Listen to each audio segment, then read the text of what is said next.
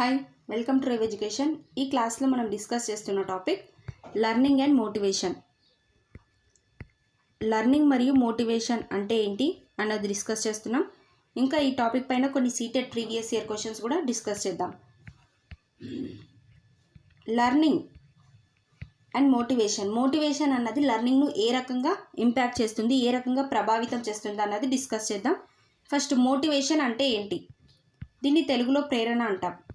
Motivate అవ్వడం మనం వింటుంటాం డైలీ లైఫ్లో కూడా, మోటివేషన్ స్పీచ్ అని, మోటివేషన్ క్లాసెస్ అని. సో మోటివేషన్ అంటే ఏంటి? ఒక పని చేయడానికి ప్రేరేపించడం, ఒక పని చేసే విధంగా చేయడం. ఈ మోటివేషన్ అనేది రెండు రకాలుగా ఉంటుంది. అదేంటి? Extrinsic motivation, intrinsic motivation. దీన్ని ఎక్స్ట్రిన్సిక్ మోటివేషన్ని ఎక్స్టర్నల్ మోటివేషన్ అని కూడా అంటారు. ఇంట్రిన్సిక్ మోటివేషన్ని ఇంటర్నల్ మోటివేషన్ అని కూడా అంటాం. ఈ ఎక్స్ట్రిన్సిక్ మోటివేషన్ అంటే ఏంటి?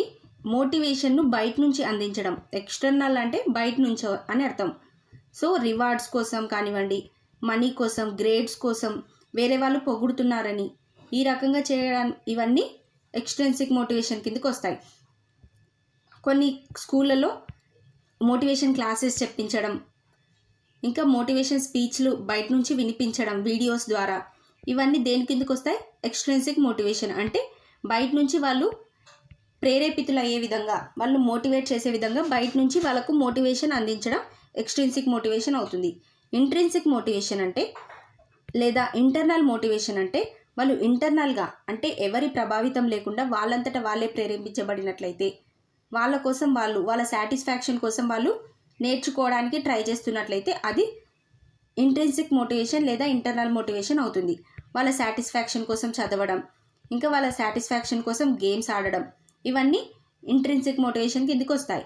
ఎక్స్ట్రిన్సిక్ మోటివేషన్ కిందకి సపరేట్గా రివార్డ్స్ కోసం, వేరే వాళ్ళు పొగడడం వల్ల, ఇంకా ఇలా స్పీచెస్, వీడియోస్ ఇవన్నీ వినడం వల్ల, ఇవన్నీ దీని కిందకి వస్తాయి. ఫర్ ఎగ్జాంపుల్, ఇద్దరు పిల్లల్ని తీసుకున్నట్లయితే, ఒకరు బయట వాళ్ళ పేరెంట్స్ పొగుడుతున్నారని, ఇంకా మంచి మార్క్స్ రావడం వల్ల రివార్డ్స్ వస్తాయని, A+ గ్రేడ్ రావడం వల్ల అందరూ మెచ్చుకుంటారని, ఈ రకంగా బయట విషయాల వల్ల మోటివేట్ అయినట్లయితే అది ఎక్స్ట్రిన్సిక్ మోటివేషన్ అవుతుంది. ఇంట్రిన్సిక్ మోటివేషన్ అంటే ఇది నేను నేర్చుకోవాలని వాళ్ళంతటి వాళ్ళే, ఎవరి ఫోర్స్ లేకుండా వాళ్ళంతటా వాళ్ళే వాళ్ళ సాటిస్ఫాక్షన్ కోసం ఇష్టపడి చదివినట్లయితే అది ఇంట్రిన్సిక్ మోటివేషన్ అవుతుంది. దీనిపైన సీటెట్లో క్వశ్చన్స్ ఏ రకంగా అడుగుతున్నారన్నది చూడండి. Which of the following statements regarding children and their learning is correct? పిల్లల యొక్క లెర్నింగ్కి సంబంధించి ఏ స్టేట్మెంట్ కరెక్ట్ అవుతుంది అని అన్నారు. All children are naturally motivated to learn and are capable of learning. Option 2, children's motivation to learn and their capability to learn is predetermined by heredity only. Option C, third option, children's socio-economic background determines and limits their motivation and learning capability. Option 4, children had to be rewarded and punished to make them motivated for learning. ఇక్కడ ఇచ్చిన question ఏంటి? Children యొక్క లెర్నింగ్కి సంబంధించి correct option ఏంటి, correct statement ఏంటి అని అడిగారు. Motivation కోసం, వాళ్ళు లెర్న్ చేయడానికి, నేర్చుకోవడానికి మోటివేషన్ కోసం వాళ్ళకు రివార్డ్స్ ఇవ్వాలి, పనిష్మెంట్ ఇవ్వాలి అని అన్నారు. ఇలా రివార్డ్స్ ఇవ్వడం, పనిష్మెంట్ ఇవ్వడం, వాళ్ళను పొగడడం, ఇవన్నీ ఎక్స్ట్రిన్సిక్ మోటివేషన్ కిందకి వస్తాయి. ఇలా ఎక్స్ట్రిన్సిక్ మోటివేషన్ అన్నది పర్మనెంట్ మోటివేషన్ కాదు. ఇంట్రిన్సిక్ మోటివేషన్ అన్నది వాళ్ళ లోపల వాళ్ళ సాటిస్ఫాక్షన్ కోసం నేర్చుకున్నట్లయితే, వాళ్ళు నేర్చుకోవాలని నేర్చుకున్నట్లయితే అది ఇంట్రిన్సిక్ ఆర్ ఇంటర్నల్ మోటివేషన్ అవుతుంది. ఇలా బయటి వాళ్ళ కోసం భయంతో నేర్చుకోవడం, పనిష్మెంట్స్ వల్ల నేర్చుకోవడం, రివార్డ్స్ వల్ల నేర్చుకోవడం, వేరేది ఏదైనా వస్తుందని బయటి వాళ్ళ ప్రభావం వల్ల నేర్చుకోవడం ఎక్స్ట్రిన్సిక్ మోటివేషన్ అవుతుంది. దీనివల్ల లెర్నింగ్ అన్నది కరెక్ట్ కాదు. ఎప్పుడైతే రివార్డ్స్ ఇవ్వడం ఆపేస్తామో, పనిష్మెంట్ ఇవ్వడం ఆపేస్తామో అప్పుడు ఈ మోటివేషన్ అనేది తగ్గిపోతుంది. So this is wrong. ఇంకా చిల్డ్రన్స్ యొక్క సోషియో ఎకనామిక్ బ్యాక్గ్రౌండ్ అన్నది వాళ్ళకు లిమిట్స్ పెడుతుంది. ఈ సొసైటీ వాళ్ళు, ఈ సొసైటీ నుంచి వచ్చిన వాళ్ళు ఇంతే నేర్చుకోవాలి, ఇంతే మోటివేట్ అవ్వాలి, ఈ సొసైటీ నుంచి వచ్చిన వాళ్ళు ఎక్కువ మోటివేట్ అవ్వచ్చు అని ఈ రకంగా సొసైటీ అన్నది లిమిట్స్ పెడుతుందా? మోటివేషన్కు, లెర్నింగ్కి సంబంధించి డిటర్మైన్ చేస్తుందా? కాదు. Next option 2, children's motivation to learn and their capability to learn is determined by predetermined by heredity only. Heredity అంటే ఏంటి? పుట్టుకతో వచ్చే వాళ్ళ హెరిడిటీ జీన్స్, వాళ్ళ పేరెంట్స్ నుంచి వచ్చే వంశపారంపర్యం. వాళ్ళు ఎంత మోటివేట్ అవ్వాలి, ఏ విధంగా మోటివేట్ అవ్వాలి అన్నది, ఎలా లర్న్ చేయాలి అని వాళ్ళ సామర్థ్యాలని హెరిడిటీ వల్ల మాత్రమే ప్రభావితం అవుతాయా? కాదు. లర్నింగ్ అన్నది హెరిడిటీ మరియు ఎన్విరాన్మెంట్ రెండు సరిగ్గా ఉన్నప్పుడే జరుగుతుంది. ఇక్కడ హెరిడిటీ ఓన్లీ అన్నది కూడా కరెక్ట్ కాదు.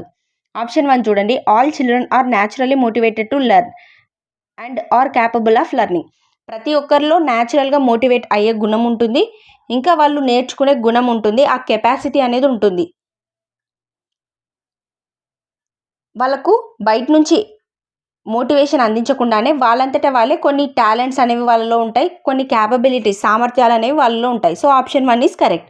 వాళ్ళు న్యాచురల్గా మోటివేట్ అవ్వగలరు, వాళ్ళు కొన్ని విషయాలపై ఇంట్రెస్ట్ అనేది కనిపించగలరు, ప్రేరణ అనేది పొందగలరు. So option 1 is correct. Next question, motivation in the process of learning. Motivation అనేది లెర్నింగ్ ప్రాసెస్లో ఏమవుతుంది? Sharpens the memory of learners. Option 2 differentiates new learning from old learning, makes learners think unidirectionally. Option 4 creates interest for learning among young learners.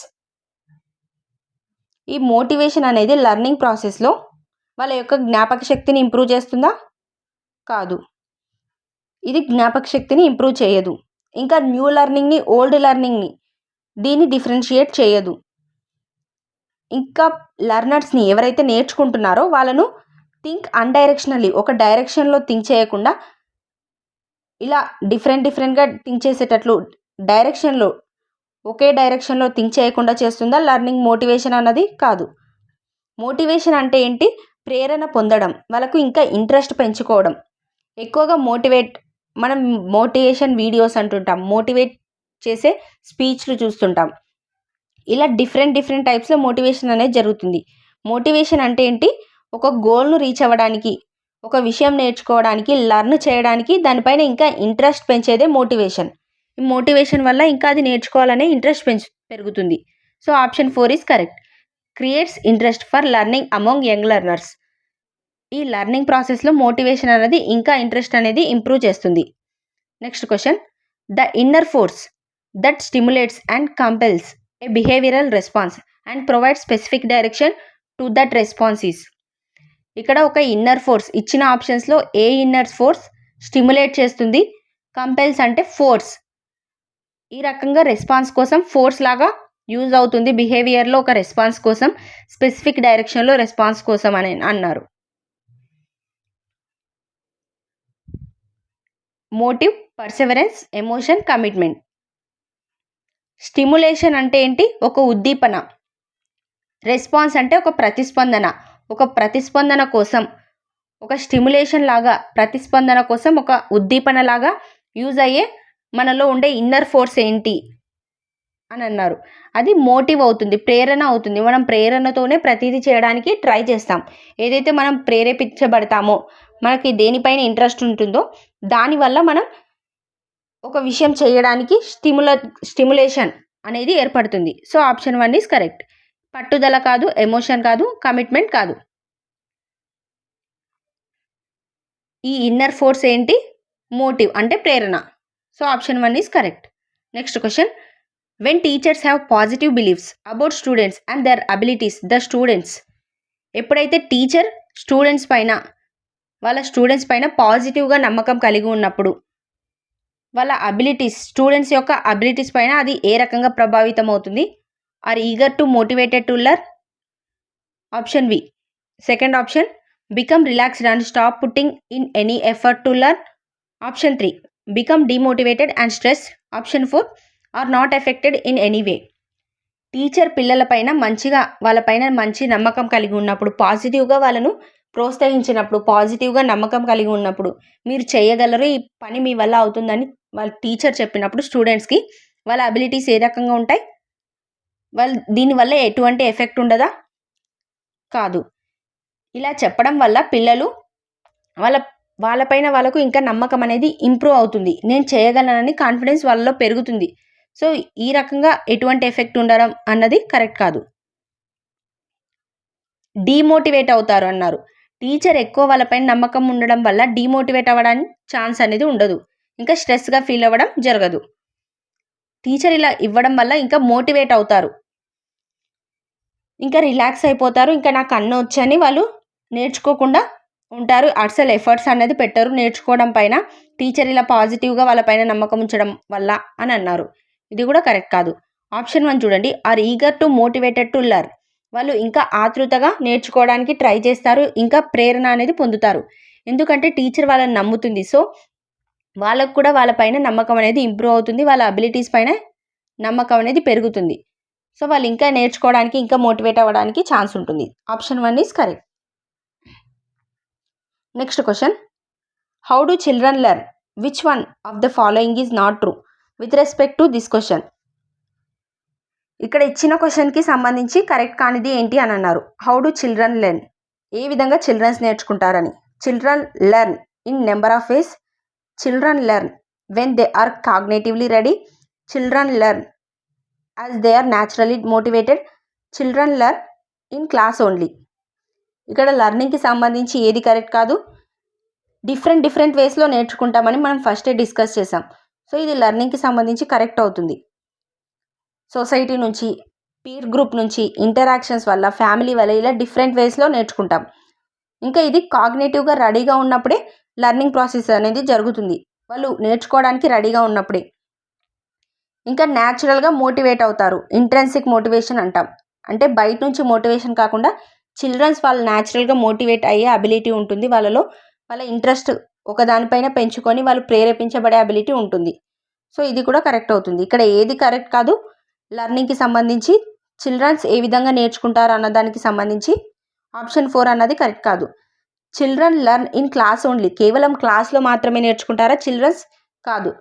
Class రూమ్కి రాకముందే వాళ్ళు family నుంచి నేర్చుకుంటారు, ఇంకా వాళ్ళ పీర్ గ్రూప్ నుంచి నేర్చుకుంటారు, వాళ్ళ నైబర్స్ నుంచి నేర్చుకుంటారు, వాళ్ళ పక్కింటి వాళ్ళ నుంచి నేర్చుకుంటారు, ఇంకా వాళ్ళ ఇంట్లో ఫ్యామిలీ మెంబర్స్ ఎవరైతే ఉంటారో వాళ్ళ నుంచి, ఇలా డిఫరెంట్ పీపుల్ నుంచి, సొసైటీ నుంచి, ఇలా చాలా విషయాలు నేర్చుకుంటారు. కేవలం స్కూల్లో మాత్రమే నేర్చుకుంటారు కొత్త స్కిల్స్ అన్నవి కరెక్ట్ కాదు.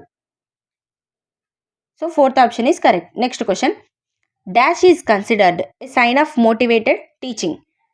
ఇక్కడ ఏది మోటివేటెడ్ టీచింగ్కి ఒక సంకేతం అని అన్నారు. Maximum attendance in the class, remedial work given by the teacher, questioning by students, pin drop silence in the class. Class రూమ్లో సైలెన్స్గా ఉంచడం వల్ల, ఇలా సైలెన్స్గా ఉంచడం వల్ల మోటివేషన్ జరుగుతుందా లర్నర్స్కు? కాదు. వాళ్ళు ఎప్పుడైతే బాగా ఇంటరాక్షన్స్ జరుపుకుంటారో, వేరే వాళ్ళతో మాట్లాడతారో అప్పుడు వాళ్ళ లర్నింగ్ అనేది ఇంకా ఇంప్రూవ్ అవుతుంది. ఇలా సైలెంట్గా ఉండడం వల్ల వాళ్ళలో మోటివేషన్ అనేది కలగదు. ఇంకా ఆప్షన్ 1లో మ్యాక్సిమం అటెండెన్స్ ఎక్కువగా ఉండడం వల్ల, పిల్లలు డైలీ క్లాస్ రూమ్కి అటెండ్ అవ్వడం వల్ల, ఎక్కువ అటెండెన్స్ ఉండడం వల్ల వాళ్ళలో మోటివేషన్ జరుగుతుందా? కాదు. సో ఆప్షన్ 1 అన్నది రాంగ్. ఇంకా remedial work given by the teacher. Remedial work అంటే ఏంటి? ఫర్ ఎగ్జాంపుల్ 7th క్లాస్ నుంచి స్టూడెంట్స్ 8th క్లాస్కి వెళ్ళారు అంటే 7th క్లాస్ యొక్క స్కిల్స్ వచ్చినప్పుడే వాళ్ళు 8th క్లాస్లో మంచిగా నేర్చుకోవడానికి ఛాన్స్ ఉంటుంది. ఈ 8th క్లాస్లో ఏదైతే వాళ్ళ యొక్క స్కిల్స్ ఉంటాయో అవి 7th క్లాస్కి రిలేటెడ్గా ఉంటాయి. వాళ్ళు నేర్చుకునే విషయాలు 8th క్లాస్లో 7th క్లాస్కి సంబంధించినవి ఉంటాయి. వాళ్ళు 7th క్లాస్ వరకు ఉన్న స్కిల్స్ని వాళ్ళు అచీవ్ చేయగలిగితే 8th క్లాస్లో విషయాలు నేర్చుకోవడానికి ఈజీగా ఉంటాయి. లేకపోతే వాళ్ళు బర్డెన్గా ఫీల్ అవుతారు.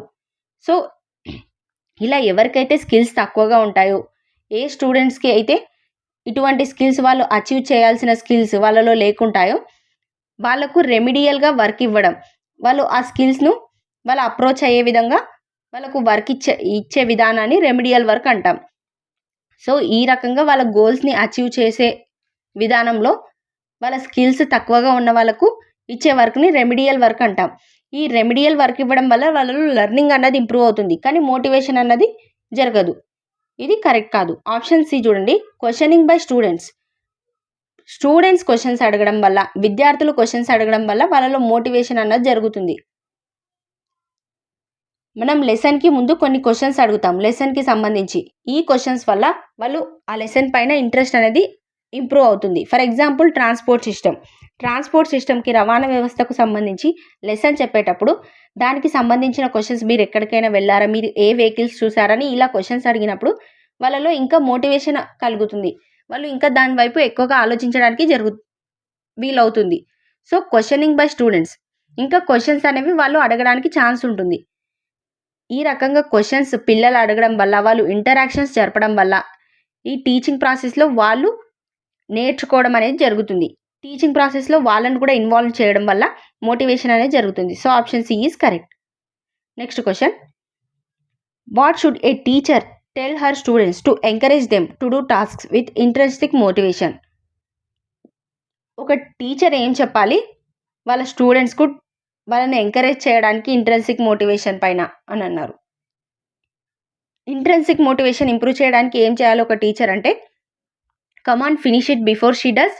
Option B, why can't you be like him, C he has done it perfectly, complete the task fast and get a trophy. Option D, try to do it, you will learn. Intrinsic motivation అంటే ఏంటి? వాళ్ళు ఇన్నర్గా మోటివేషన్ను కలిగి ఉండడం, అంటే బయట ఉండే rewards వల్ల కాకుండా, వేరే వాళ్ళు పొగుడతారని ప్రైజ్ చేస్తారని కాకుండా, ఇంకా వేరే వాళ్ళ కోసం వాళ్ళు చెప్పే స్పీచ్లు వినడం, ఇంకా మార్క్స్ కోసం, ఇలా గ్రేడ్స్ కోసం కాకుండా వాళ్ళంతటా వాళ్ళే వాళ్ళ సెల్ఫ్ సాటిస్ఫాక్షన్ కోసం నేర్చుకోవడమే ఇంట్రెన్సిక్ మోటివేషన్ అవుతుంది. సో ఇక్కడ అది దేని సూచిస్తుంది? Come on finish it before she does. ఇక్కడ కంపారిజన్ అనేది గమనిస్తాం. తను చేయడానికంటే ముందు చేయండి అని చెప్పడం, ఇలా వేరే వాళ్ళని పోలుస్తూ చెప్పడం, ఇది ఎక్స్ట్రెన్సిక్ మోటివేషన్ అవుతుంది. ఇది బయట నుంచి ప్రేరణ కలిగించినట్టు అవుతుంది. ఇంకా why can't you like him, తనలాగా ఎందుకు చేయట్లేదు, అతనిలాగా ఎందుకు చేయలేదు, అతను పర్ఫెక్ట్గా చేస్తున్నారు నువ్వు చేయట్లేదు అని చెప్తున్నారు. అంటే ఇది కూడా కంపారిజన్ కిందకి వస్తుంది. ఇది బయట నుంచి వేరే వాళ్ళని పోలుస్తున్నారు కాబట్టి ఇది కూడా ఎక్స్ట్రెన్సిక్ మోటివేషన్ అవుతుంది. ఇంకా ఆప్షన్ సి చూడండి, complete the task fast and get A toffee కోసం, రివార్డ్స్ కోసం, ఇవన్నీ ఎక్స్ట్రెన్సిక్ మోటివేషన్ కిందకి వస్తాయి. ఇవన్నీ ఈ 3 ఎక్స్ట్రెన్సిక్ మోటివేషన్ అవుతాయి. ఫోర్త్ ఆప్షన్ చూడండి, try to do it, you will learn. నువ్వు నేర్చుకోగలవు, ట్రై చేయని చెప్తున్నారు. అంటే ఇక్కడ ఏదైనా ఎక్స్ట్రెన్సిక్గా బయట నుంచి ఏదైనా మోటివేషన్ జరుగుతుందా? లేదు. వాళ్ళ ఇన్నర్ మోటివేషన్ పెంచడానికి ఈ సెంటెన్స్ అన్నది యూజ్ అవుతుంది, వాళ్ళంతటా వాళ్ళే లర్న్ చేయడానికి. ఇక్కడ ఈ 3 ఆప్షన్స్లో ఇక్కడ వేరే పర్సన్స్ లేనట్లయితే ఆ మోటివేషన్ అన్నది తగ్గిపోతుంది. కానీ ఆప్షన్ 4లో ఎవరి ఇన్వాల్వ్మెంట్ లేదు, వాళ్ళంతటా వాళ్ళే నేర్చుకోవడం అనేది జరుగుతుంది.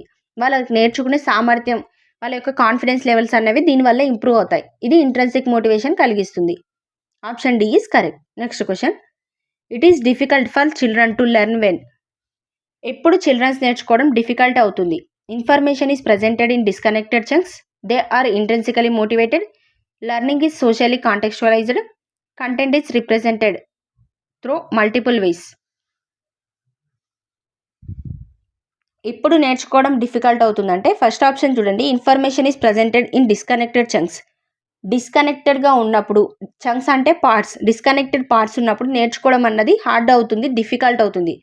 ఫర్ ఎగ్జాంపుల్, ఫస్ట్ క్లాస్లో ఉన్న టాపిక్స్ సెకండ్ క్లాస్కి కనెక్ట్ అయి ఉంటాయి, సెకండ్ క్లాస్లో ఉన్న టాపిక్ థర్డ్ క్లాస్కి కనెక్ట్ అయి ఉంటాయి. ఇలా ఎందుకు ఉంటాయంటే, ఇలా కనెక్షన్ కలిగి ఉన్నప్పుడు లెసన్స్ మధ్య నేర్చుకునే ఇన్ఫర్మేషన్ కూడా బాగా గుర్తుంటుంది, నేర్చుకోవడంలో ఈజీగా ఉంటుంది. ఇంకా కనెక్షన్ లేనప్పుడు టెక్స్ట్ బుక్స్ కూడా రియల్ లైఫ్కి కనెక్ట్ అయ్యే విధంగా డిజైన్ చేయబడి ఉండాలి. ఇలా డిస్కనెక్షన్, వాళ్ళు నేర్చుకుంటున్న దానికి రియల్ లైఫ్కి కనెక్షన్ లేకుండా, ఇంకా వాళ్ళు ఏది నేర్చుకుంటున్నారో ఒక విషయానికి ఇంకొక ఇన్ఫర్మేషన్కి కనెక్షన్ లేకుండా ఉన్నట్లయితే వాళ్ళు నేర్చుకోవడంలో డిఫికల్టీ కలిగి ఉంటారు. So option 1 is correct. ఇంట్రెన్సికల్గా మోటివేషన్ కలిగి ఉన్నప్పుడు వాళ్ళు ఇంకా బాగా నేర్చుకునే ఛాన్స్ ఉంటుంది. ఇది లెర్నింగ్ యొక్క డిఫికల్టీ కాదు. సోషల్లీ కాంటెక్చువలైజ్డ్, లెర్నింగ్ అనేది సొసైటీ వల్ల జరుగుతుంది, సొసైటీ వల్ల కన్స్ట్రక్ట్ అవుతుంది. సో ఇది కూడా లెర్నింగ్ యొక్క డిఫికల్టీ కాదు. Content is represented through multiple ways, different వేస్లో కంటెంట్ ఉండడం అన్నది కరెక్ట్ అవుతుంది. ఇది లెర్నింగ్ యొక్క డిఫికల్టీ కాదు. మనం నేర్చుకునే విధానం డిఫరెంట్ మల్టిపుల్ వేస్లో జరుగుతుంది. First option is correct. Next question, mistakes and errors made by students. Mistakes and errors made by students, పిల్లల యొక్క తప్పులు అనేవి ఏమవుతాయి? Students be severely dealt with, should be seen as opportunities to understand their thinking, are a wonderful opportunity to label children as weak or outstanding. Option 4 are indicator of the failure of the teacher and the students. ఇది teacher and students యొక్క failure అని చెప్తామా? కాదు. ఇలా పిల్లలు తప్పు చేయడం అన్నది టీచర్ యొక్క స్టూడెంట్ యొక్క ఫెయిల్యూర్ కాదు. ఇంకా దీన్ని చాలా సీరియస్గా తీసుకొని తీవ్రంగా పరిగణించే విధానమా? వాళ్ళ యొక్క తప్పులని సీరియస్గా సెవరల్గా అనుకోవాలా, డీల్ చేయాలా వాళ్ళను? కాదు. వాళ్ళ యొక్క తప్పులు అనేవి లెర్నింగ్ ప్రాసెస్లో తప్పులు కూడా ఒక భాగం అవుతాయి. లెర్నింగ్ చేసే విధానంలో ఎర్రర్స్ కూడా ఒక పార్ట్ అవుతాయి. సో వీటి వల్ల ఏమవుతుందంటే చిల్డ్రన్ యొక్క ఎక్కడ వాళ్ళు లెర్నింగ్ డిఫికల్టీస్ కలిగి ఉన్నారు, ఎక్కడ వాళ్ళ థింకింగ్ ప్రాసెస్లో లోపం ఉంది అన్నది అర్థమవుతుంది. So option 2 is correct. ఇది ఒక ఆపర్చునిటీస్ లాగా యూజ్ అవుతాయి.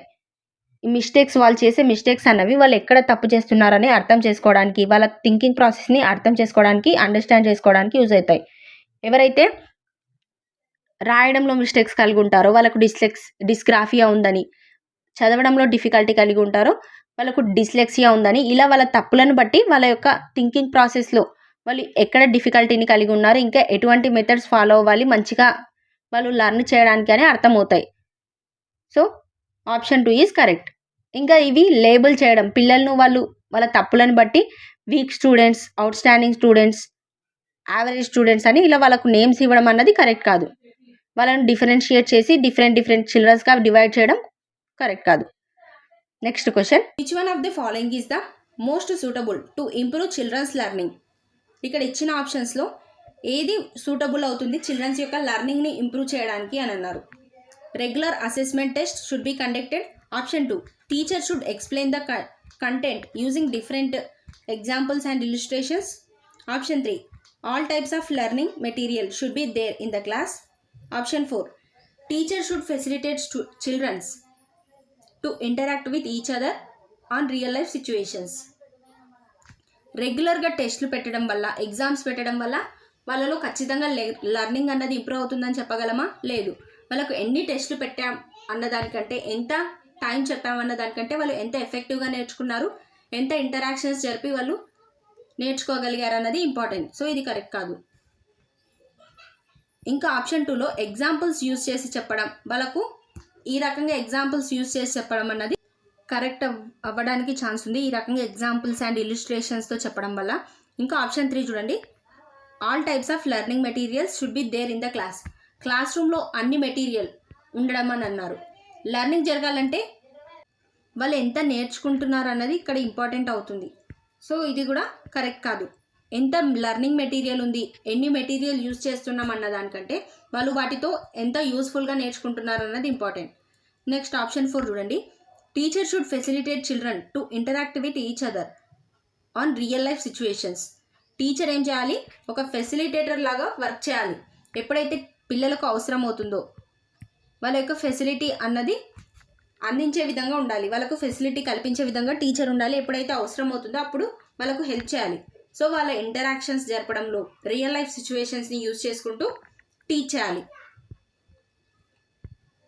కాబట్టి ఆప్షన్ 4 ఈజ్ కరెక్ట్. ఎప్పుడైతే టీచింగ్ అనేది ఇంటరాక్షన్స్ వల్ల జరుగుతుందో వాళ్ళు ఒకరి నుంచి ఒకరు నేర్చుకోవడం అనేది జరుగుతుంది. ఇంకా రియల్ లైఫ్ సిచ్యువేషన్స్ యూజ్ చేసినప్పుడు వాళ్ళు ఇంకా మోటివేట్ అయ్యి రియల్ లైఫ్లో జరిగే వాటికి, టెక్స్ట్ బుక్లో ఉన్న వాటికి కనెక్షన్ ఏర్పరచుకొని బాగా నేర్చుకోవడానికి ఎక్కువ ఛాన్స్ అనేది ఉంటుంది. So option 4 is correct. Next question, which one of the following optimises motivation to learn. ఇక్కడ ఏది ఎఫెక్టివ్గా మోటివేషన్ చేస్తుంది లెర్న్ చేయడానికి అని అన్నారు. Extrinsic factor, personal satisfaction in meeting targets. Option 3 motivation to avoid failure. Option 4 tendency to choose very easy or difficult goals. ఇక్కడ మోటివేషన్ను ఏం సూచిస్తుంది? Tendency to choose very easy or difficult goals అంటే easy goals లేకపోతే బాగా డిఫికల్ట్గా ఉన్న గోల్స్ని చూస్ చేసుకోవడం. ఈ స్వభావం మోటివేషన్ సూచిస్తుందా లెర్నింగ్ ప్రాసెస్లో? కాదు. ఈ రకంగా వెరీ ఈజీ, డిఫికల్టీ కాకుండా ఎటువంటి విషయం వచ్చినా ఫేస్ చేసే విధంగా మోటివేషన్ అనేది ఉండాలి. ఇంకా మోటివేషన్ అనేది ఫెయిల్యూర్ను అవాయిడ్ చేయడానికి ఉండాలా? కాదు. మోటివేషన్లో ఏదైతే లెర్నింగ్ చేస్తుంటామో కొన్నిసార్లు ఫెయిల్యూర్ కూడా వస్తుంది. వాటన్నిటిని తట్టుకొని వాళ్ళు ఏదైతే అనుకుంటున్నారో దాని సైడ్ వాళ్ళకు ఇష్టం ఉన్నట్లుగా ఇంట్రెస్ట్ పెంచుకొని మోటివేట్ అవ్వడం అనేది జరగాలి. దానివల్ల నేర్చుకుంటారు. కేవలం ఇలా ఫెయిల్ కాకూడదు అని మాత్రమే నేర్చుకోవడం ఎక్స్ట్రిన్సిక్ మోటివేషన్ కిందకు వస్తుంది. ఇలా గోల్స్ కోసం, రివార్డ్స్ కోసం, ఇంకా వాళ్ళు పొగడ్తల కోసం, ఇంకా మనీ కోసం ఇలా బయటి వాటి గురించి నేర్చుకోవడం అనేది ఎక్స్ట్రిన్సిక్ మోటివేషన్ కిందకి వస్తుంది. ఇవన్నీ ఎక్స్ట్రిన్సిక్ ఫ్యాక్టర్స్ అవుతాయి. ఇది కూడా మోటివేషన్ కిందకి రాదు. మోటివేషన్ అనేది ఇంట్రెన్సిక్గా ఉండాలి. ఇంటర్నల్గా మోటివేషన్ అనేది ఉండాలి. ఈ ఎక్స్ట్రిన్సిక్ ఫ్యాక్టర్స్ ఏవైతే ఉంటాయో అవి తొలగించిన వెంటనే మోటివేషన్ తగ్గడానికి ఛాన్స్ ఉంటుంది. కాబట్టి పర్మనెంట్ మోటివేషన్ ఏదవుతుంది? ఇంటర్నల్ మోటివేషన్ అవుతుంది. So option 2 is correct. Personal satisfaction in meeting targets. వాళ్ళ టార్గెట్స్ రీచ్ అవ్వడానికి ఈ రివార్డ్స్, వాళ్ళ పొగడ్తలు ఇవన్నీ కాకుండా పర్సనల్గా వాళ్ళకి సాటిస్ఫాక్షన్ అనేది ఉండాలి నేర్చుకోవడానికి. సో వాళ్ళ యొక్క టార్గెట్స్ అనేవి వాళ్ళు ఇన్నర్గా వాళ్ళు కొన్ని టార్గెట్స్ అనేవి ఉంచుకోవాలి. దానివల్ల వాళ్ళ ఇంట్రెస్ట్ కోసం, వాళ్ళ సాటిస్ఫాక్షన్ కోసం నేర్చుకోవాలి. ఇది మోటివేషన్ కిందకి వస్తుంది. Option 2 is correct. Next question. To enable students to make conceptual changes in their learning a teacher should. Options చూడండి. Discourage children from thinking on their own and ask them to just listen to her and follow that. Option 2 offer an explanation in a lecture mode. Option 3 offer rewards for children who change their thinking. Option 4 make clear and convincing explanations and have discussions with the students. ఇక్కడ క్వశ్చన్లో ఏమడిగారు? స్టూడెంట్స్ని వాళ్ళు బాగా వాళ్ళ thinking ప్రాసెస్లో changes రావడానికి, conceptual changes రావడానికి teacher ఏం చేయాలి అని అన్నారు. ఇలా పిల్లల్ని డిస్కరేజ్ చేయడం అన్నది కరెక్ట్ కాదు. వాళ్ళను ఇంకా ఎంకరేజ్ చేయాలి. వాళ్ళు థింక్ చేసే విధంగా ఎంకరేజ్ చేయాలి. ఇక్కడ ఏమన్నారు? Discourage children from thinking their own way. వాళ్ళ ఓన్ వేలో ఆలోచించే విధానాన్ని డిస్కరేజ్ చేయడం అన్నది కరెక్ట్ కాదు. ఇంకా లెక్చర్ మోడ్లో ఎక్స్ప్లెనేషన్ ఆఫర్ చేయడం అనేది కూడా కరెక్ట్ కాదు. వాళ్ళు నేర్చుకునే విధానం అన్నది లెక్చర్ మోడ్ అనేది ఎక్కువ ఇంపార్టెన్స్ ఇవ్వకూడదు. వాళ్ళకు ఇంకా ఇంటరాక్షన్స్తో నేర్చుకోవడానికి, వాళ్ళంతట వాళ్ళు నేర్చుకోవడానికి ఇంపార్టెన్స్ ఇవ్వాలి. ఇది టీచర్ సెంటర్డ్ ఎడ్యుకేషన్ అవుతుంది. ఇంకా ఆప్షన్ 3లో offer rewards for children who change their thinking. వాళ్ళకి చేంజ్లో థింకింగ్ రావడానికి వాళ్ళకు రివార్డ్స్ అనేవి ప్రొవైడ్ చేయాలి. ఇలా ఎక్స్ట్రిన్సిక్ మోటివేషన్ అందించడం అన్నది ఇది పర్మనెంట్గా ఉండదు. సో ఇది కూడా రాంగ్ అవుతుంది. వాళ్ళకు ఇంట్రిన్సిక్ మోటివేషన్ కల్పించాలి. ఇంకా ఆప్షన్ 4 చూడండి. Make clear and convincing explanations and have discussions with the students. ఈ రకంగా డిస్కషన్స్ జరిపించినప్పుడు వాళ్ళ థింకింగ్ ప్రాసెస్లో ఇంప్రూవ్మెంట్ జరుగుతుంది. వాళ్ళ థింకింగ్ స్కిల్స్ కూడా చేంజ్ అవ్వడానికి, ఇంప్రూవ్ అవ్వడానికి ఛాన్స్ ఉంటుంది. సో డిస్కషన్స్, ఇంటరాక్షన్స్ అన్నవి వెరీ ఇంపార్టెంట్ రోల్ ప్లే చేస్తాయి. Make clear and convincing explanations. ఈ కన్విన్సింగ్ ఎక్స్ప్లెనేషన్స్ అంటే ఏంటి? వాళ్ళ యొక్క ఆమోదయోగమైన ఎక్స్ప్లెనేషన్ అంటే వాళ్ళు సాటిస్ఫై అయ్యే విధంగా క్లియర్గా ఎక్స్ప్లెనేషన్ అనేది ప్రొవైడ్ చేయాలి. Option 4 is correct. ఈ రకంగా టీచర్ వాళ్ళకు మంచి ఎక్స్ప్లెనేషన్ అందిస్తూ ఇంకా వాళ్ళు డిస్కస్ చేసే విధంగా ఎన్విరాన్మెంట్ అనేది కల్పించాలి. Next question. Which of the following statements cannot be considered as a feature of the process of learning. ఇక్కడ ఇచ్చిన ఆప్షన్స్లో ఏది లెర్నింగ్ ప్రాసెస్కు ఒక లక్షణం, ఒక ఫీచర్గా సూచించాం? Learning is goal oriented. Educational institutions are the only place where learning takes place. Option 3 learning is a comprehensive process. Option 4 unlearning is also a learning process. ఇక్కడ ఏది నెగిటివ్గా ఉంది? ఆప్షన్ 2 అన్నది చూడండి. ఇక్కడ నేర్చుకోవడానికి ఎడ్యుకేషనల్ ఇన్స్టిట్యూషన్స్ మాత్రమే ప్లేస్ అని అన్నారు. ఇక్కడ లెర్నింగ్ అన్నది మనకు సొసైటీ వల్ల జరుగుతుంది, సోషల్ ఇంటరాక్షన్స్ వల్ల జరుగుతుంది, ఇంకా పీర్ గ్రూప్తో ఇంటరాక్ట్ చేయడం వల్ల జరుగుతుంది, ఇంకా ఫ్యామిలీ వల్ల జరుగుతుంది. ఇలా డిఫరెంట్ వేస్లో లెర్నింగ్ జరుగుతుంది. కేవలం విద్యా సంస్థల ద్వారానే, స్కూల్స్, కాలేజెస్ ఇలా ఎడ్యుకేషనల్ ఇన్స్టిట్యూషన్స్ వల్ల మాత్రమే లెర్నింగ్ అన్నది జరుగుతుంది అన్నది కరెక్ట్ కాదు. So option 2 is wrong. ఇంకా మిగిలిన ఆప్షన్స్తో పోలిస్తే ఈ ఆప్షన్ అన్నది కరెక్ట్ కాదు. లెర్నింగ్ అన్నది గోల్ ఓరియంటెడ్. మనం ఒక విషయాన్ని నేర్చుకోవడానికి, గోల్ రీచ్ అవ్వడానికి లెర్నింగ్ ప్రాసెస్ అనేది ఉంటుంది.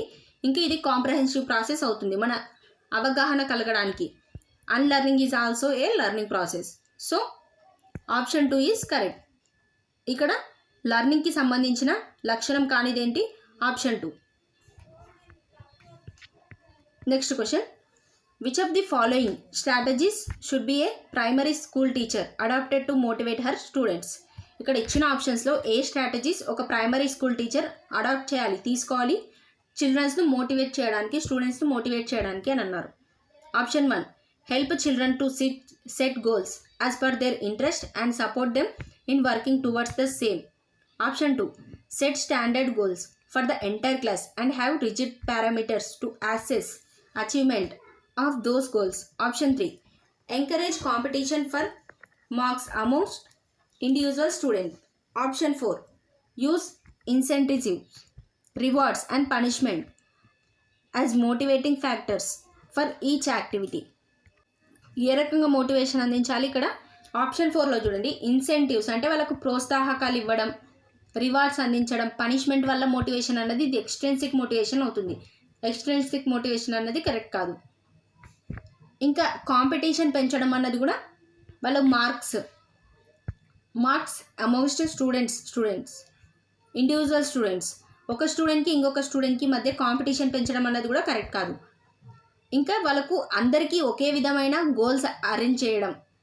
ఫర్ ఎగ్జాంపుల్, ఒక క్లాస్ రూమ్లో ఫిజికలీ హ్యాండిక్యాప్డ్ స్టూడెంట్స్ ఉంటారు, మెంటల్లీ రిటార్డెడ్ స్టూడెంట్స్ ఉంటారు, ఇంకా నార్మల్ స్టూడెంట్స్ ఉంటారు, బ్రైట్ స్టూడెంట్స్ ఉంటారు, డల్ స్టూడెంట్స్ ఉంటారు. ఈ రకంగా అందరున్న క్లాస్ రూమ్లో, ఇంక్లూసివ్ క్లాస్ రూమ్లో అందరికీ ఒకే రకమైన గోల్స్ అరేంజ్ చేసినప్పుడు, అందరికీ ఒకే రకమైన అసెస్మెంట్ జరిపినప్పుడు కొంతమంది అందులో వెనుకబడవచ్చు, కొంతమంది యాక్టివ్గా పార్టిసిపేట్ చేయొచ్చు.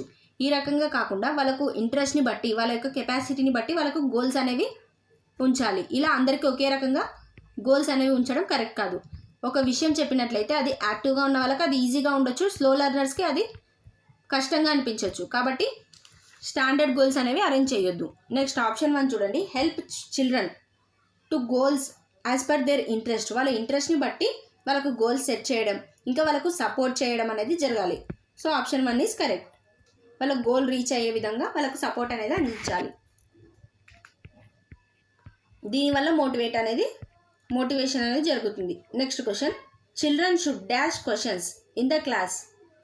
చిల్డ్రన్స్ అనేవాళ్ళు ఏ విధంగా క్వశ్చన్స్ ఉండాలి అని అన్నారు. వాళ్ళ యొక్క questions, be encouraged to ask, be discouraged to ask, not be allowed to ask, be stopped from asking. పిల్లలు అడిగే క్వశ్చన్స్ను మనం ఎంకరేజ్ చేయాలా, డిస్కరేజ్ చేయాలా ఒక టీచర్ అనేవాళ్ళు అని అన్నారు. First option is correct. పిల్లలు అడిగే క్వశ్చన్స్ని టీచర్ ఇంకా ఎంకరేజ్ చేయాలి. మీరు అడగకండి, ఇంకా కూర్చోండి, మీరు అడిగింది చాలు అని చెప్పకుండా ఈ రకంగా వాళ్ళని డిస్కరేజ్ చేసే విధంగా, ఇంకా మీరు అడగకండి అని, స్టాప్ చేయండి అని వాళ్ళను అనకుండా వాళ్ళు ఇంకా అడిగే విధంగా వాళ్ళ క్వశ్చన్స్కి ఆన్సర్స్ ఇవ్వడం, వాళ్ళు సాటిస్ఫై అయ్యే విధంగా ఆన్సర్స్ చెప్పడం అనేది చేయాలి. ఇలా క్వశ్చన్స్ అడగడం వల్ల వాళ్ళలో ఇంకా లెర్నింగ్ అనేది ఎక్కువ అవుతుంది, మోటివేషన్ కూడా వాళ్ళలో ఇంకా నేర్చుకునే ప్రేరణ అనేది కలుగుతుంది. ఇంకా నాట్ బీ అలౌడ్, అసలు వాళ్ళని అలో చేయకూడదు క్వశ్చన్స్ అడగడానికి అన్నది కూడా కరెక్ట్ కాదు. ఇంకా వాళ్ళని స్టాప్ చేయాలన్నది కూడా కరెక్ట్ కాదు. Next question, which of the following is most effective mode of teaching learning? ఇక్కడ ఇచ్చిన ఆప్షన్స్లో ఏది ఎఫెక్టివ్ మోడ్ అవుతుంది టీచింగ్ లెర్నింగ్ ప్రాసెస్లో? Rote memorization of content, exploration of relationships between concepts, observation without analysis. Option 4, imitation and repetition. ఇలా imitation చేయడం, ఒకరిని imitate చేయడం, రిపిటేషన్ చేయడం బట్టి విధానం కిందికి వస్తుంది. ఇది కరెక్ట్ కాదు. రూట్ మెమరైజేషన్ అన్నది కూడా కరెక్ట్ కాదు. ఇలా బట్టి పట్టడం అన్నది కరెక్ట్ కాదు. ఇంకా టీచింగ్ లెర్నింగ్ ప్రాసెస్లో ఏది కరెక్ట్ అవుతుంది, దేని వల్ల నేర్చుకుంటారు? Observation without analysis. అనలైజ్ చేయడం అన్నది వెరీ ఇంపార్టెంట్. మనం అనలైజ్ అంటే ఏంటి, ఏది కరెక్ట్ ఏది రాంగ్, ఈ రకంగా ఎందుకు ఉంది, ఈ రకంగా ఎందుకు లేదని వాళ్ళు దానిపైన అనలైజ్ చేయడం, విశ్లేషణ జరగాలి. ఇలా వితౌట్ అనలైసిస్ అన్నది కరెక్ట్ కాదు. ఆప్షన్ 2లో చూడండి, exploration of relationships between concept. ఒక కాన్సెప్ట్కి ఇంకొక కాన్సెప్ట్కి మధ్య రిలేషన్ అనేది వాళ్ళు ఎక్స్ప్లోర్ చేసే విధంగా ఉండాలి, దాన్ని ఇంకా విశ్లేషించి నేర్చుకునే విధంగా. ఇలా ఎక్స్ప్లోర్ అంటే ఏంటి, ఇంకా వాళ్ళు బిహైండ్గా ఆలోచించడం, ఇంకా ఎక్కువగా ఆలోచించడం. ఇలా వాళ్ళు కాన్సెప్ట్కి మధ్య రిలేషన్ని అర్థం చేసుకునే విధంగా ఉండాలి. So option 2 is correct. Teaching learning process అనేది ఎక్స్ప్లోరేషన్, వాళ్ళ థాట్స్ థింకింగ్ ప్రాసెస్ ఎక్స్ప్లోర్ అయ్యే విధంగా, వాళ్ళ రిలేషన్షిప్స్ కాన్సెప్ట్స్ మధ్యన మంచిగా అర్థం చేసుకొని నేర్చుకునే విధంగా మీనింగ్ఫుల్గా ఉండాలి. So option 2 is correct. Next question, the discipline which has a significant role in a learning environment is of the kind which helps. ఇక్కడ ఇచ్చిన వాటిలో ఏ discipline which has a significant role in learning environment is of the kind which helps. ఇక్కడ ఏది learning ఎన్విరాన్మెంట్కి use అవుతుంది అని అన్నారు. Important అన్నారు. సిగ్నిఫికెంట్ అంటే ఏంటి? ఇంపార్టెంట్. ఏది ఇంపార్టెంట్ రోల్ ప్లే చేస్తుంది లెర్నింగ్ ఎన్విరాన్మెంట్లో అని అన్నారు, మంచి లెర్నింగ్ ఎన్విరాన్మెంట్ ఉండడానికి. Option 1 children to regulate and monitor then own learning. Option 2 to create silence. Option 3 teachers to give instructions. Option 4 children rote memorization their lessons. Rote memorization అన్నది బట్టి కిందకి వస్తుంది. నెక్స్ట్ వాళ్ళకు ఇన్స్ట్రక్షన్స్ ఇవ్వడం. క్లాస్ రూమ్ అనేది సైలెంట్గా ఉండడం అన్నది కరెక్ట్ కాదు. దీనివల్ల వాళ్ళు ఎటువంటి లెర్నింగ్ అనేది ఉండదు. ఇంటరాక్షన్స్ జరిపినప్పుడు వాళ్ళు నేర్చుకోగలుగుతారు. ఇలా సైలెంట్గా ఉన్నప్పుడు నేర్చుకోవడం అన్నది తక్కువగా ఉంటుంది. ఇంకా ఆప్షన్ 3లో టీచర్ ఎటువంటి ఇన్స్ట్రక్షన్స్ ఇస్తే దాన్ని మాత్రమే ఫాలో అవ్వడం అన్నది కరెక్ట్ కాదు. వాళ్ళు ఓన్గా నేర్చుకోవడం అనేది జరగాలి. ఆప్షన్ 1 చూడండి, children to regulate and monitor their own learning. వాళ్ళ లెర్నింగ్ని మేము ఎంత నేర్చుకున్నాం, మేము ఏ రకంగా నేర్చుకుంటున్నామని వాళ్ళంతటా వాళ్ళే రెగ్యులేట్ చేసుకోవడం, మానిటర్ చేయడం, దాన్ని ఏది కరెక్ట్, ఎంతవరకు నేర్చుకున్నామని వాళ్ళంతటా వాళ్ళే చూసుకోవడం అన్నది కరెక్ట్ అవుతుంది. So option 1 is correct. ఇక్కడ ఏది ఇంపార్టెంట్ రోల్ ప్లే చేస్తుంది లెర్నింగ్ ఎన్విరాన్మెంట్కి సంబంధించి? Option 1. Next question, best state of learning is. లెర్నింగ్కి సంబంధించి ఇక్కడ ఇచ్చిన ఆప్షన్స్లో ఏది బెస్ట్ అని అన్నారు? High arousal, high fear. Low arousal, high fear. Moderate arousal, no fear. No arousal, no fear. నేర్చుకోవడంలో భయం అనేది ఉండొద్దు. సో హై ఫియర్ అన్నవి డిలేట్ అయిపోతాయి. అరోజల్ అంటే ఏంటి? ఉద్రేకం. నేర్చుకోవడంలో ఉద్రేకం ఎలా ఉండాలి? అసలు ఉద్రేకమే ఉండొద్దా? ఫియర్ ఉండకూడదా? ఇది కూడా రాంగ్ అవుతుంది. నేర్చుకోవడంలో ఎమోషన్స్ అనేవి కూడా ఇంపార్టెంట్ రోల్ ప్లే చేస్తాయి. పూర్తిగా ఎటువంటి ఎమోషన్స్ లేకుండా, ఎటువంటి ఉద్రేకాలు లేకుండా నేర్చుకోవడం అన్నది కూడా కరెక్ట్ కాదు. సో ఆప్షన్ 3 అనేది కరెక్ట్ అవుతుంది. Moderate arousal, no fear. Fear అనేది ఉండొద్దు, ఇంకా కొన్ని ఉద్వేగాలు అనేవి ఉండాలి. నో అరోజల్ అన్నది కరెక్ట్ కాదు. ఎందుకంటే అరోజల్స్ అంటే ఏంటి? ఉద్రేకాలు, మనకుండే లవ్ కానీ ఎగ్జైట్మెంట్ కానివ్వండి, ఇవన్నీ ఫీలింగ్స్ అని చెప్పొచ్చు. ఇంకా స్ట్రెస్, ఇవన్నీ ఈ అరోజల్ కిందికి వస్తాయి. ఈ రకంగా పూర్తిగా ఉద్వేగాలు లేనట్లయితే దానిపైన ఎగ్జైట్మెంట్, దానిపైన ఇంట్రెస్ట్ ఇవన్నీ ఉండవు. సో మోడరేట్గా అరోజల్ అనేది ఉండాలి. కొంచెం దానిపైన ఇంట్రెస్ట్, ఎగ్జైట్మెంట్తో నేర్చుకోవడం, ఇంకా దానిపైన స్ట్రెస్తో కొంచెం అప్పుడప్పుడు స్ట్రెస్గా ఫీల్ అయ్యి నేర్చుకోవడం, ఈ రకంగా ఇవన్నీ లెర్నింగ్లో ఒక ప్రాసెస్. ఈ లెర్నింగ్లో ఇవన్నీ భాగం అవుతాయి. దానిపైన ఎక్కువ ఇంట్రెస్ట్తో మోటివేషన్తో నేర్చుకోవడం అన్నది ఇంపార్టెంట్. సో ఇక్కడ ఫస్ట్ ఆప్షన్, సెకండ్ ఆప్షన్స్లో హై ఫియర్ అన్నది రాంగ్ అవుతుంది. ఇంకా ఆప్షన్ డి కూడా wrong. So option 3 is correct. Moderate arousal and no fear. Next question, which of the following belief is good for learning. ఇక్కడ ఏది లెర్నింగ్కు good అని అన్నారు? ఏ నమ్మకం? Option 1 ability is improvable. Ability is fixed. Efforts don't make any difference. Option 4 failure is uncontrollable. ఇక్కడ లెర్నింగ్కి సంబంధించి ఏది మంచి విషయం అవుతుంది, ఇక్కడ మంచి నమ్మకం అవుతుందంటే అబిలిటీ అనేది ఎప్పుడు ఫిక్స్గా ఉంటుందా? మనం ఎప్పుడైతే మంచి ఇన్పుట్ అందిస్తామో, వాళ్ళకు మంచి నేర్చుకునే ఎన్విరాన్మెంట్ కల్పిస్తామో అప్పుడు వాళ్ళ సామర్థ్యం అనేది ఇంప్రూవ్ అవుతుంది.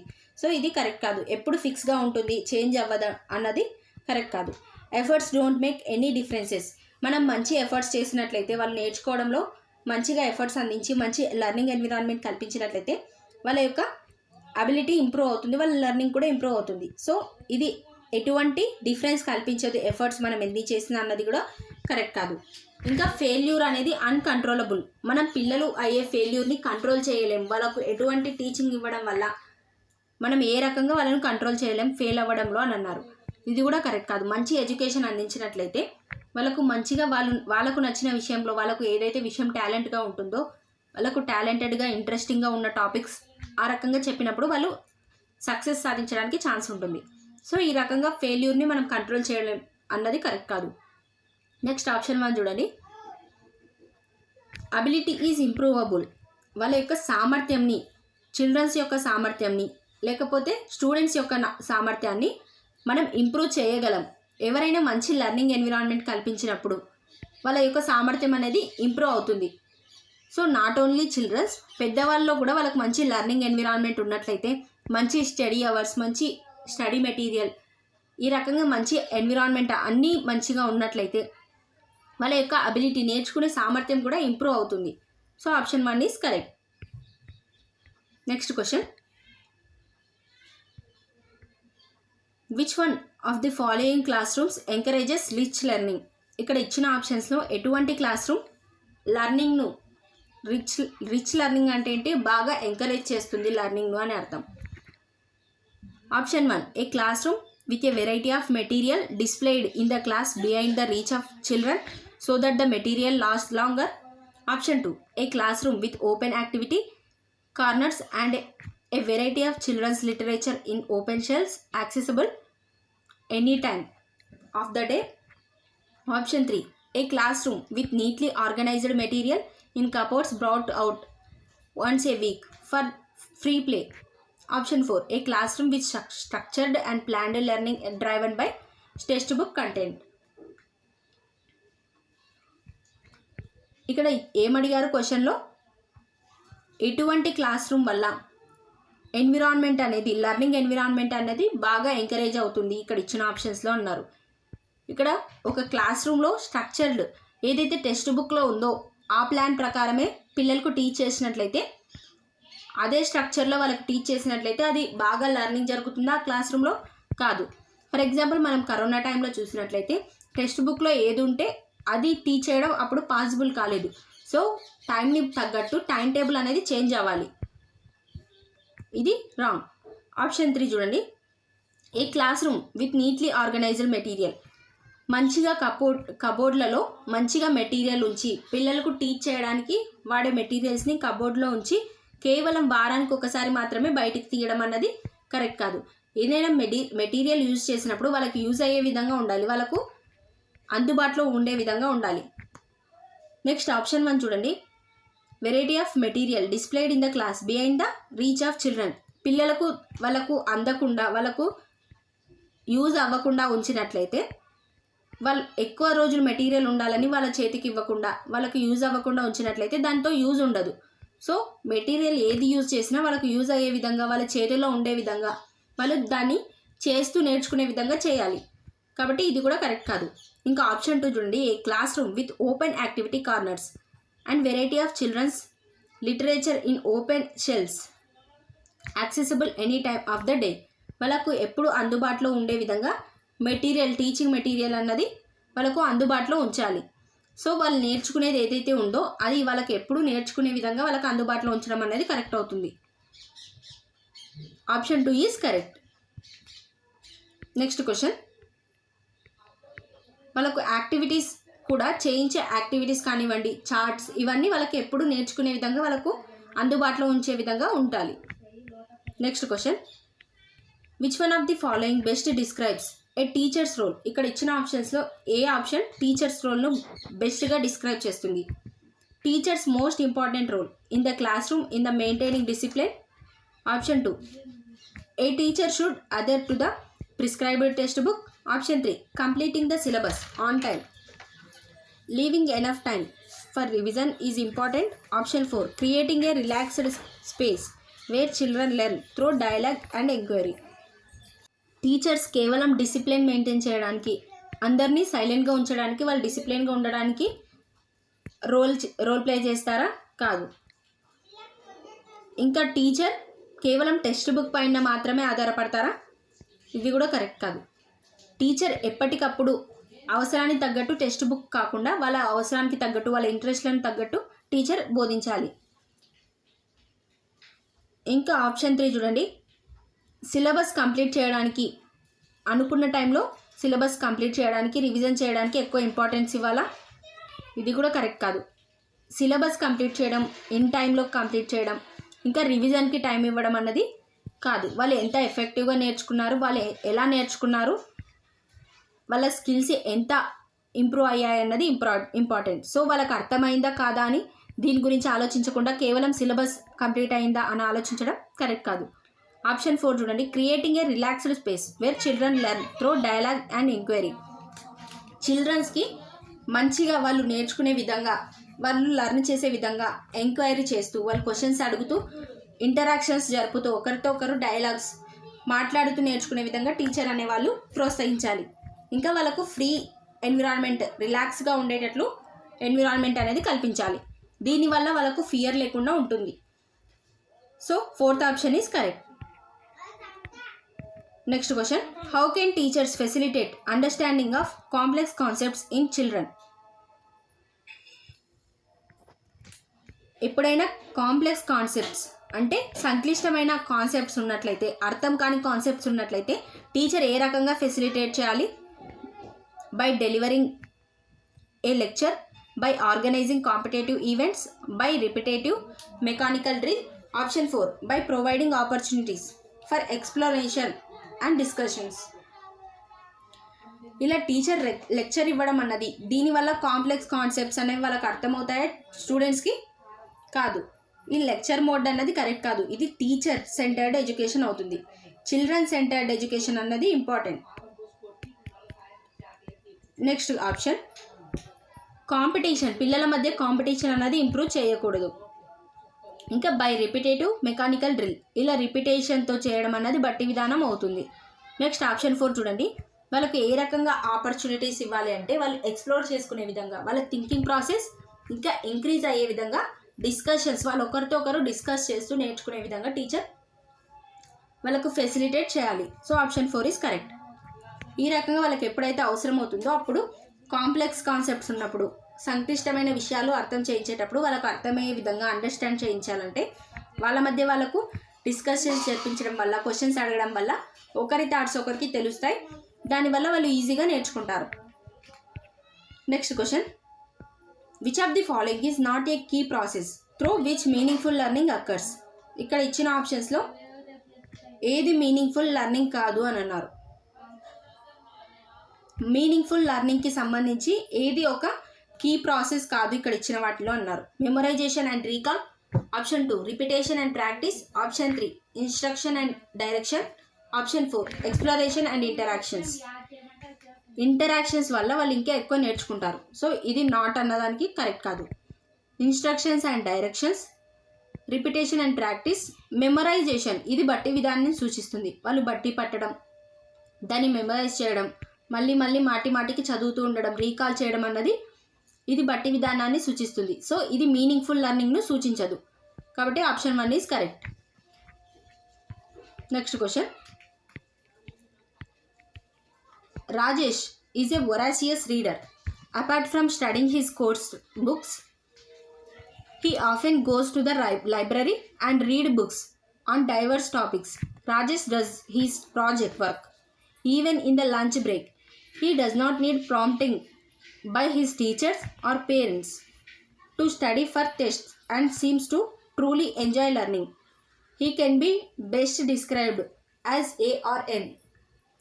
క్వశ్చన్ పెద్దగా ఉంది అని మీరు టెన్షన్ పడకండి. లాజికల్గా ఆన్సర్స్ ఉంటాయి పెద్దగా ఉన్న క్వశ్చన్స్కి. ఇక్కడ ఏమన్నారు క్వశ్చన్లో, రాజేష్ అనేవాళ్ళు, ఈ రాజేష్ అనే స్టూడెంట్ వరాషియస్ రీడర్ అంటే బాగా రీడ్ చేసే వ్యక్తి, తన ఇష్టంతో నేర్చుకునే వ్యక్తి. ఇంకా స్టడీకి సంబంధించి కేవలం సిలబస్లో ఉన్న బుక్స్ మాత్రమే కాకుండా వేరే వేరే బుక్స్ చదవడం, లైబ్రరీకి వెళ్ళడం చేస్తుంటాడు. ఇంకా ఇతనికి ఇచ్చిన ప్రాజెక్ట్స్ కూడా లంచ్ బ్రేక్లోనే కంప్లీట్ చేసేస్తాడు. ఇంకా ఎగ్జామ్స్ టైంలో వాళ్ళ పేరెంట్స్ ఫోర్స్, టీచర్స్ ఫోర్స్ లేకుండానే అతనంతట అతనే చదువుకుంటాడు. ఇది దేన్ని సూచిస్తుంది? Fact centred learning, teacher motivated learning, assessment learning, assessment centred learning, intrinsically motivated learning. ఇక్కడ ఫ్యాక్ట్స్ గురించి చదువుతున్నట్లా కాదు. ఇంకా టీచర్ మోటివేషన్ అందిస్తుందా? కాదు. రాజేష్ తనంతట తాను మోటివేట్ అయ్యి ఆ రీడింగ్ని ఎంజాయ్ చేస్తూ చదువుతున్నాడు. ఇక్కడ ఎంజాయ్ లెర్నింగ్, తనంతట తానే ట్రూలీగా అంటే నిజంగా తనంతట తానే ఎంజాయ్ చేస్తూ నేర్చుకుంటున్నాడు. ఇంకా ఇది అసెస్మెంట్ సెంటర్ను సూచించదు. అసెస్మెంట్ సెంటర్ అంటే ఏంటి? కేవలం అసెస్మెంట్స్కి ఎక్కువ ఇంపార్టెన్స్ ఇవ్వడం అని చెప్పొచ్చు. ఇది కూడా కాదు. ఇక్కడ రాజేష్ ఇంట్రెన్సికలీ మోటివేటెడ్ లెర్నర్ అంటే తను ఇంటర్నల్గా తనంతట తానే మోటివేషన్ అయి ఉన్నాడు. అంటే ఎవరి ప్రమేయం లేకుండా, ఎవరి యొక్క ఇన్వాల్వ్మెంట్ లేకుండా నేర్చుకుంటున్నాడు. కాబట్టి ఇది ఇంట్రెన్సిక్ మోటివేషన్ కిందకి వస్తుంది. చాలా ఇంట్రెస్టింగ్గా తను సెల్ఫ్ సాటిస్ఫాక్షన్ కోసం నేర్చుకుంటున్నాడు. So option D is correct. Next question, when a child fails it means, ఒక చైల్డ్ ఫెయిల్ అయ్యారంటే దానికి అర్థం ఏంటి? The child is not fit for studies, the child has not memorised the answer properly, option 3 the child should have taken private tuition, option 4 the system has failed. ఇక్కడ child centre ఎడ్యుకేషన్కి మనం ఎక్కువ importance ఇస్తున్నాం. అంటే మనం first నుంచి discuss చేసాం, teacher అనేవాళ్ళు ఒక ఫెసిలిటేటర్గా ఉంటారు. కరికులం అన్నది వీళ్ళు నేర్చుకోవడానికి యూజ్ అవుతుంది. ఇక్కడ ఎవరు ఇంపార్టెంట్ రోల్ ప్లే చేస్తారంటే చిల్డ్రన్ అనేవారు ఇంపార్టెంట్ రోల్ ప్లే చేస్తారు. సో మనం స్టూడెంట్స్కి తగ్గట్టు సిస్టమ్ను చేంజ్ చేయాలి కానీ స్టూడెంట్స్ని చేంజ్ చేయొద్దు. ఒకప్పుడు టీచర్ సెంటర్డ్ ఎడ్యుకేషన్ ఉన్నప్పుడు ఏ రకంగా ఉండేది, చిల్డ్రన్స్ని చేంజ్ చేసేవాళ్ళు, కరికులంకి తగ్గట్టు టెక్స్ట్ బుక్స్కి తగ్గట్టు చిల్డ్రన్స్ని చేంజ్ చేసేవాళ్ళు. కానీ ఇప్పుడు ఏ రకంగా ఉంది, చిల్డ్రన్స్కి తగ్గట్టు టెక్స్ట్ బుక్స్ని చేంజ్ చేస్తున్నారు, సిస్టమ్ని చేంజ్ చేస్తున్నారు. సో ఇక్కడ ఇచ్చిన క్వశ్చన్ చూడండి, చిల్డ్రన్ ఫెయిల్ అయ్యారంటే children not fit for studies, వాళ్ళకు స్టడీస్కి వాళ్ళు ఫిట్ అవ్వరు, వాళ్ళు సరిపోరు ఈ స్టడీస్కి అన్నది కరెక్ట్ కాదు. ఇంకా వాళ్ళు సరిగ్గా మెమరైజ్ చేయలేదు, బట్టి పట్టలేదు కాబట్టి ఆన్సర్స్ రాయలేదు, నేర్చుకోలేరు. ఇంకా ప్రైవేట్ ట్యూషన్కి వెళ్ళి ఉంటే వాళ్ళు నేర్చుకునేవాళ్ళు. సో ప్రైవేట్ ట్యూషన్కి వెళ్ళలేదు కాబట్టి వాళ్ళు ఫెయిల్ అయ్యారు అన్నది కూడా కరెక్ట్ కాదు. నెక్స్ట్ ఆప్షన్ 4 చూడండి, సిస్టమ్ హ్యాస్ ఫెయిల్డ్, ఇది కరెక్ట్. ఒక స్టూడెంట్ ఫెయిల్ అయ్యారంటే, ఒక చిల్డ్రన్ ఫెయిల్ అయ్యారంటే వాళ్ళ లైఫ్లో వాళ్ళు నేర్చుకోవడంలో అది ఎవరి తప్పు, సిస్టమ్ యొక్క తప్పు. సిస్టమ్ వాళ్ళకు వాళ్ళ ఇంట్రెస్ట్కి తగ్గట్టు వాళ్ళ అవసరాలకు తగ్గట్టు సిస్టమ్ సరిగ్గా వర్క్ చేయలేదని ఇక్కడ అర్థం. సో సిస్టమ్ ఫెయిల్ అయింది, ఇక్కడ స్టూడెంట్స్ అనేవాళ్ళు ఫెయిల్ అయ్యారు అని కాదు. So option 4 is correct. Next question, thanks for watching. మీకు ఈ వీడియో నచ్చినట్లయితే లైక్ చేయండి, సబ్స్క్రైబ్ చేసుకోండి మన ఛానల్ను, ఇంకా మీ ఫ్రెండ్స్కి కూడా షేర్ చేయండి.